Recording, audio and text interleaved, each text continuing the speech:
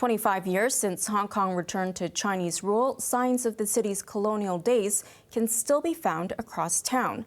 They include some unassuming post boxes on the streets, and history buffs are fighting to preserve these pieces of history.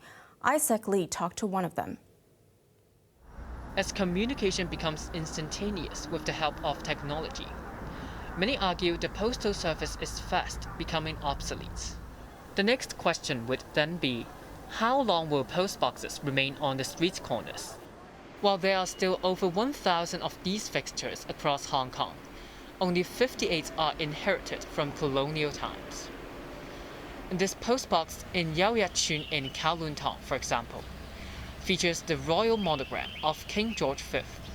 The royal cipher here is very different from those found in the United Kingdom, and we thought that this particular box was manufactured locally in Hong Kong because we cannot find anywhere else in the world or the British colonies that they have this kind of cipher on the post boxes.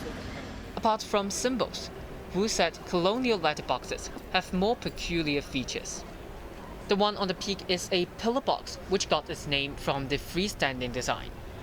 In the UK, there are several types of post boxes they have tried before, but they found that this type of pillar boxes would be the most effective one, in terms of its capacity and in terms of the blockage issue when the postman collected those letters.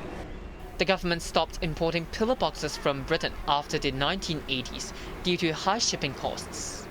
34 of them remain in service, but some pro-establishment groups have suggested covering up the royal symbols, since Hong Kong is no longer a colony.